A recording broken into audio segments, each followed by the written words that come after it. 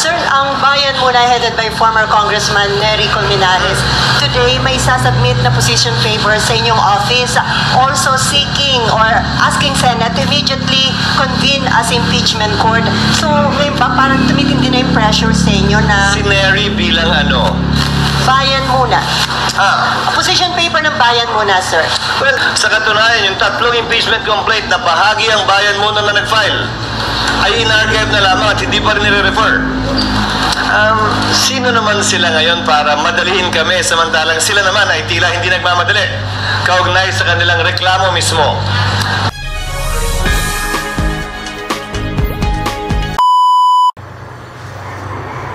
For coming. Minabuti namin, magpatawag na lamang ng press con sa Quezon City, mas malapit sa bahay ko, imbis na sa Senado, tsaka para makalabas-labas naman kayo ng konti. Ano? Wala pa naman eh, greeting pa lang eh. At hindi tulad ng iniisip ng Nympha, wala akong balak sabihin kung hindi sumagot sa mga tanong ninyo. Sisimulan mo na agad? Marami bang naganap? Wala na nga eh. Good morning na lang.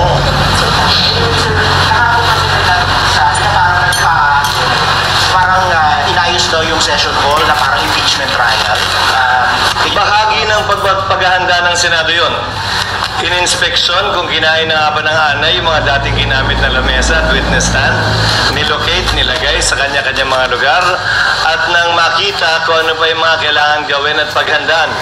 Dahil gaya ng sinabi ko, dahil naisampa na ang impeachment, may katiyakan na magkakaroon ng impeachment trial at kailangan itong paghandaan ng Senado. Hindi namin inaaksaya ang aming panahon pagaman recess sa paghahanda kaugnay nito. Sir, does it mean the trial is imminent or are you sticking to the original pronouncement na it will be after the SONA? Wala namang magaganap dahil recess. Ulitin ko, ano man ang sinasabi ni Numan, hanggat walang sesyon at hindi na-convene ng may sesyon, walang trial na pwede maganap habang kami naka-recess. Klaro at maliwanag sa rules namin yun. Sir, meron ding inihaing petition kahapon yung Davao City Councilors and kanina mismo si Vice President Sara Duterte nag-file din ng petition sa Supreme Court. I think yung kay VP sa petition for certiorari. What do you make of all these petitions? Marahil providential na hindi kami natuloy sa trial dahil nag-recess kami para lahat ng mga bagay na ito ay maidulog na sa Korte Suprema, mapagpasahan na ng Korte Suprema para wala nang pipigil o antala pa sa trial ng Senado na mga ganitong uri ng teknikalidad o issue na maaaring i-bring up ng nasasakdal na si VP Sara.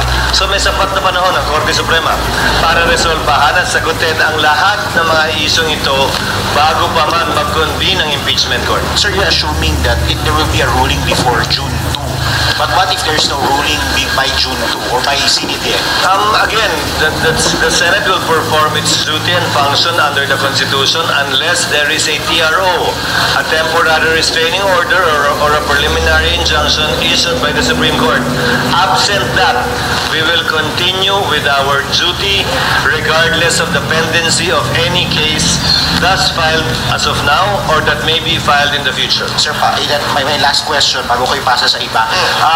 Meron din in the past na mga nagpapa-inhibit sa mga senador. Kapag ka ba meron nag-inhibit, does it make securing a conviction easier? Meaning, bababa yung threshold ng 2/3? Hindi. Ang inhibition ay voluntary sa parte ng sinumang impeachment judge. Nasa sa kanya yon. Hindi pwedeng pagbotohan ng impeachment court yan. Na majority wins, may inhibit ang isang impeachment judge. Hindi ganun yun. Voluntaryo ang pag-inhibit niya at kung siya'y mag-inhibit, hindi mababago yung bilang na nakasaad sa saligang batas kaugnay ng 2/3 vote. So essentially, ang pag-inhibit o hindi pagboto, pagsali, ay bilang pabor sa nasasakdal. Dahil ang kinakailangang boto ay 2/3. Mag-inhibit, mag-absent, mag-abstain, bumoto ng no. Pare-pareho lang ang bilang nun.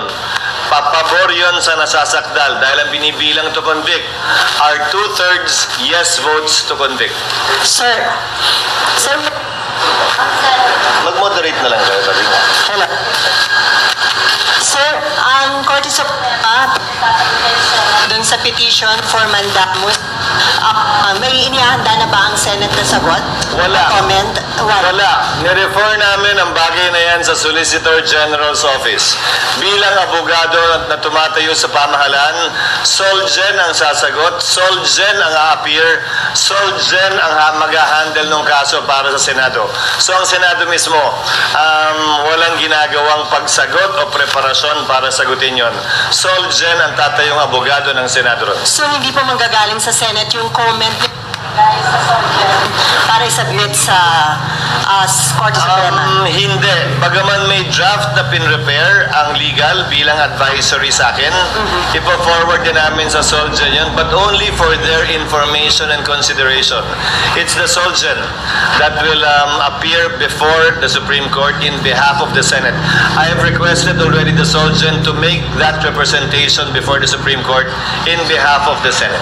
Sir, ang bayan muna headed by former Congressman Nery Colmenares, today may sasubmit na position paper sa inyong office, also seeking or asking Senate to immediately convene as impeachment court. So, may ba parang tumitindi na yung pressure sa inyo na Si Nery bilang ano?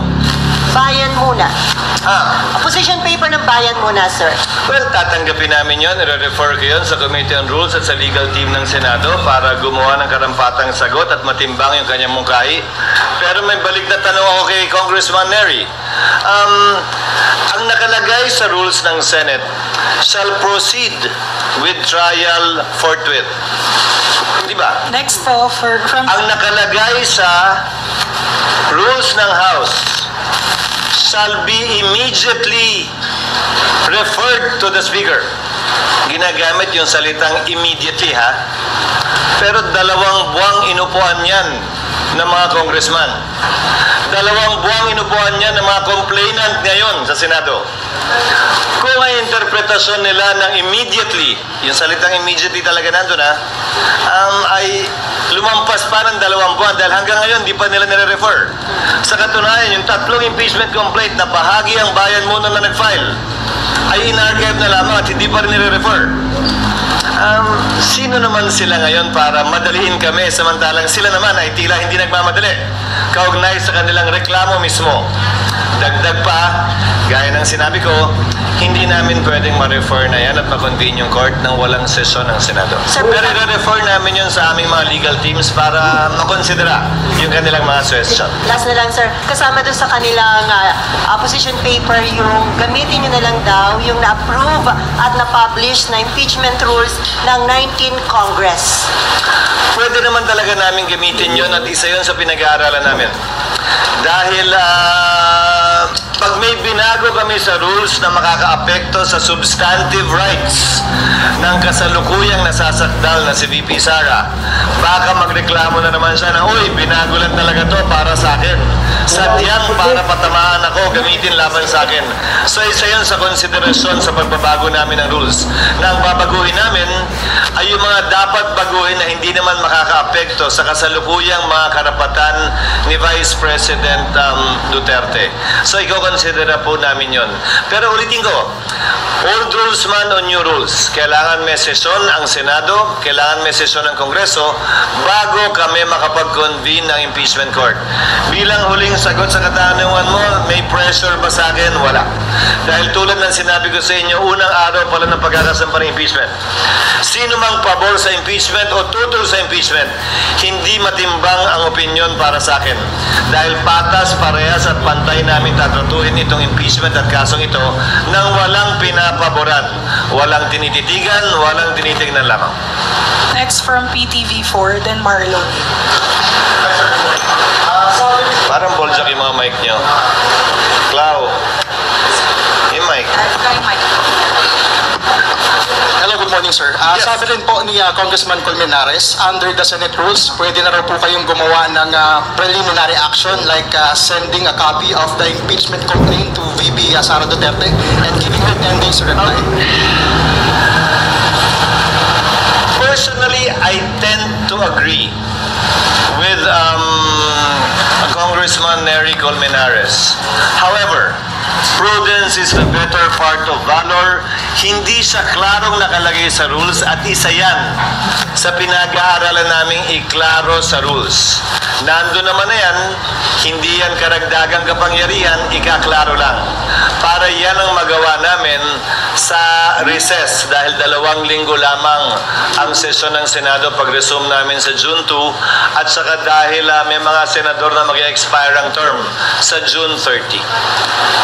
Sir, once the impeachment trial proceeds, as Senate President, sir, do you have an instruction to your fellow senators na mag-refrain muna on commenting on the impeachment issue since magsaserve sila as senator judges? Mula nung na-file yung impeachment, nanawagan na ako at nagbigay na ako ng hudyat sa mga miyembro ng Senado. Isabay na natin yung mga tumatakbo sa Senado ngayon. Mananalo man o hindi, may panalo man o wala, pasok man sa survey o hindi. Dahil hindi naman natin alam ang kapalaran kaugnay sa resulta ng halalan. Maging maingat na huwag i-prejudge yung kaso dahil ni isa sa kanila, ni isa sa amin, wala pang nakikitang ebidensya, laban o pabor kay VP Sara para kami magsalita na kami mag-acquit o kami mag-convict. Fairness dictates, nothing less. Next. Good morning. Sorry, nung birthday po ng wife nyo, nagpadala ng love letter sa inyo si Sen. Coco regarding dito pa rin sa impeachment. Insisting na yung forthwith dapat, ibig sabihin yan, immediately mag-convene na yung Senate impeachment. Nasagot nyo na po ba yun? Hindi sinasabing immediately mag-convene. Wala sa konstitusyon yun. Ang nakalagay, shall proceed with trial forthwith. Pero kay Senator Coco mismo nang galing, di ba? Nung in-interview niyo siya pag-file ng impeachment, hindi na abot dahil magsasagutan pa din eh. Magpa-file pa ng answer si VP Sara, magpa-file ng reply ang kabila, ang prosecutors, maaari mag-file ng rejoinder si VP Sara, maaari mag-file ng sir rejoinder ang prosecutor, maaari mag-file ng anumang ad cautela pleading ang magkabilang panig bago kami makapag-set ng pre-trial. Sang-ayon sa rules of court na suppletorily applicable sa amin, pre-trial shall be set no more than 30 days from the time the issues have been joined and the last pleading has been filed. So, 10, 5, 5, 5, 5, 5, 5 plus 30. Ubus na rin eh. Bago magsimula ang trial. Ulitin ko, kaya tinawag na free trial, hindi pa trial yon. Eh pag trial yun, sinabi na lang sana trial, hindi pre. Di ba? Pre-trial pa lang yun. So hindi naman talaga kakayanin na mag-trial agad-agad tulad ng ginamit niya sa kanyang sulat, di ba? But nevertheless, I respect Senator Pimentel as a lawyer and I know he's a part of Natcher, so we will nevertheless refer this matter to the Senate Rules Committee and to the legal team that the Senate is slowly but surely building up in connection with this case para naman matimbang at makonsidera yung kanyang suwestyon. Kasi para sa inyo, SP, under your leadership, how do you deal with that word forthwith in the Constitution? Forthwith, within the bounds of law. Illegal na mag-convene ako ngayon dahil wala kaming sesyon. Ayokong madaliin dahil nag-relax ang Kamara ng 2 buwan tapos mamadaliin kami ngayon. Pangatlo, bakit iba ang pagtrato ko sa kaso ni VP Sara sa pagtrato ng Senado noon sa mga naunang impeachment?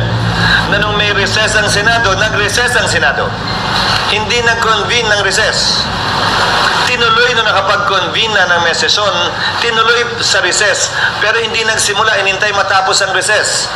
Baka mamaya may reklamo na naman manggaling sa kampo niya. Naika nga, minamadali ito. Kung papakinggan ko yung mga gustong ma-impeach si VP Sara at gagawin ko yan, magre-reklamo naman yung kabila na minamadali talaga ito. Unawain ninyo at uulitin ko. Baliwala sa akin at hindi bali sa akin ang anumang opinyon o suwestyon o pagtulak ng mga partisano pabor o kontra sa impeachment, pabor o kontra kay VP Sara. Gagawin namin kung anong tingin naming tama at dapat na ayon sa batas at sa konstitusyon nang hindi nagpapa-apekto sa kanila. Sir, will you ask the President to have a special session of Congress? No. I said that already because under the Constitution, I can only ask for that with after consultation with the majority and minority floor leaders and with the consent of the Speaker of the House for urgent legislation. You yourselves already know that impeachment is totally different from legislation or the passing of laws. Thank you, SP. Ma'am Camille, then Ma'am Nympha.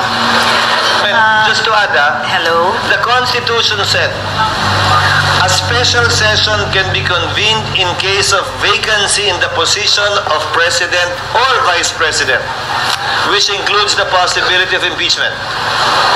But still, the framers did not say that the Senate President can call a spec and ask for a special session for the purpose of conducting an impeachment trial. That was clearly excluded by the framers of the Constitution, knowing fully well that that situation is possible.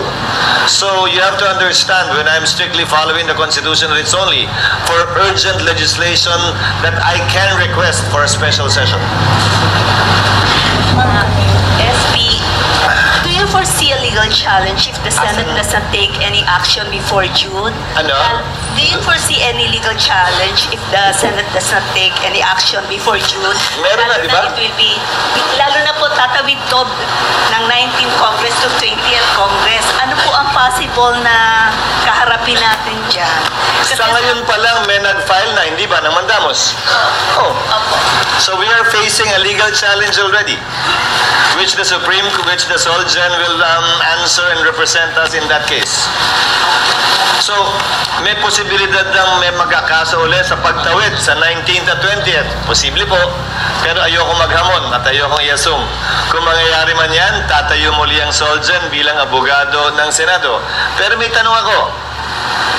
Doon sa mga nagsasabing hindi tatawid ito, anong gusto nilang gawin namin? Pagdating ng June 30, parang grade 3, grade 1, finish or not finish, pass your paper. Tapos man o hindi ang prosecution, tapos man o hindi ang depensa, gusto niyo magbotohan na kami? Tapos man o hindi ang depensa at prosecution, gusto niyo ba i-dismiss na namin to dahil wala na, June 30 na eh. The law, as a principle, frowns upon not completing what has been started. Sa simpleng pananalita, kasabihan ika nga ng matatanda, kung ano ang sinimulan dapat tapusin. Prinsipyo yan sa ilalim ng ating batas na umiiral. Wala mang eksaktong probisyon. Pero kung hindi pa rin kumbinsido at nag-iisip pa rin yung iba kung tatawid nga ba ito o hindi, pues sana noon pa nagreklamo sila kaugnay ng mga SAT, Senate Electoral Tribunal cases. Yung SAT cases na pinoprotesta ang isang senador na nanalo para sa termino ng 6 na taon. Ilang beses nang lumampas yan ng Kongreso. Tumawid ng Kongreso yung mga kasong yan. Nagpalit yung mga miyembro ng SAT ng iba't ibang senador. Nagpalit yung miyembro ng SAT ng iba't ibang justice ng Supreme Court. May nagreklamo bang hindi tumawid? May nag-question bang hindi tumawid? May nagsabi bang bawal yun? Wala naman. Ngayon, inuunawa ko na siyempre, highly politically charged to, may magko-question palagi. At hayaan natin ang Korte Suprema magpasya at mag-decide. Pero sa parte ng Senado, klaro sa aming isipan na may basehan at batayan ang aming paniniwala at prinsipyo na ito'y tatawid sa Kongreso. Dahil wala dapat sinisimulang paglilitis ang Senado, kaunay ng impeachment o ano pa man, na hindi dapat tinatapos. Another question, Senator. Yes, ma'am. Yung meron pong suggestion si Supreme Court retired Justice Carpio na if you're going to start it as early as now, pwede daw pong gumawa kayo ng mga polisiya and then yung 10-day na notice para kay VP Sara para po kumbaga makita lang po ng taong bayan na gumagalaw within the frame, within the time frame. What is your thoughts on this? Kinokonsidera namin yung kanyang suwestyon, pero ulitin ko, ano ba ang posisyon niya? Ba't niya minamadali ito? Isa ba siya doon sa pumapabor sa impeachment laban kay VP Sara? Hindi ba ang sagot ay oo? So, bagaman gano'n ang posisyon niya, iko-consider pa rin namin yung kanyang suwestyon. Dahil isa naman talaga yan sa tinitingnan namin na ililiwanag sa rules. Hindi babaguhin sa rules ililiwanag sa aming rules. Dahil ayaw na nga naming baguhin na baka magamit pa laban sa amin na sabihing binabago lamang yan specifically para sa kaso lamang ni VP Sara.